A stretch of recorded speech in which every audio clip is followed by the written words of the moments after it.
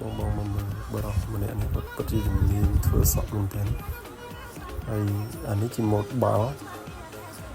ឥឡូវគាត់ធ្វើមួយម៉ូតទៀតហើយជាមួកឆាងឥឡូវគាត់បិទចិត្តខ្លាយជាដូចជាថាហោះហើយម៉ូតនេះដូចជាម៉ូត basic តែគាត់ថាបាំងភ្នែកចិត្តចឹងទៅអាចដើរមើលផ្លូវឃើញហ្នឹងបាទអានេះគឺជាម៉ូតស្អីទៀតហើយកញ្ញាចេញមកជារាងក្បាលតោ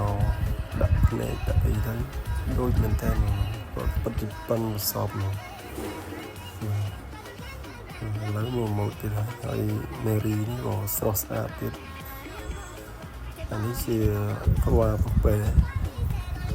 គាត់បកកាយឆ្នៃមែនយកម៉ូតសក់មកឆ្នៃបានជារូបសត្វជាច្រើនមើលទៅគាត់ឆ្នៃអ្វីក៏បានដែរអានេះដូចជាស្នែងប្រាស់បាទអានេះវាស្អាតម៉ូតនេះវាជាម៉ូតមួកមហាថ្លឹកហ្នឹង